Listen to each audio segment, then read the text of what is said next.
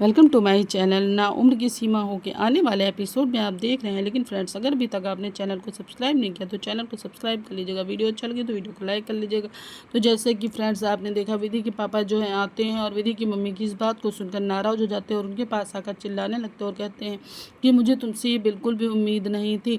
घर की बेटियों को घर से काम नहीं करने, घर से बाहर काम नहीं करने दें। वो कहती सुनो तो, लेकिन वो नहीं सुनते और उनसे कहने लगते हैं कि तुमने देखा नहीं, जब घर की बेटी बाहर जाएगी और काम करेगी तो समाज उसे क्या कहेगा। घर की इज्जत को घर में ही रहना चाहिए, बेटियों को घर में रखना चाहिए, उससे काम नहीं कराना चाहिए। तुमने देखा ना, वो पड़ोस में उन लड़कियों का उदाहरण देते और विधि की मम्मी को बताते, कहते नहीं, मुझे अपनी बेटियों से काम नहीं कराना है। अपनी बेटे तो वो कहते कि आप नहीं चाहते कि हमारी विधि जो है खुश रहे, तो वो कहते मैं चाहता हूँ, लेकिन मैं घर से बाहर उसे जाने की इजाज़त नहीं दे सकता और मैं नहीं चाहता कि मेरी विधि घर से बाहर जाए।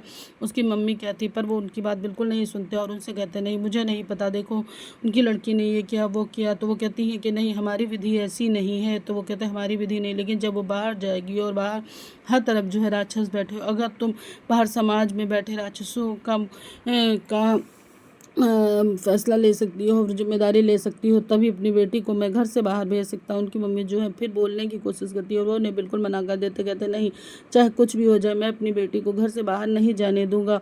और उसके बाद में उन्हें ये सब सुना कर वो जो है उनसे नाराज़ हो जाते हैं और वहाँ से चले जाते हैं। उनकी मम्मी जो है इस बात को सुनती हैं और वो भी बहुत दुखी हो जाती है, उसका मुँह पकड़ कर वहाँ से खड़े होते हैं। उनके पापा जो है खाना भी नहीं खाते और वहाँ से नाराज़ होकर वहाँ से चले जाते हैं।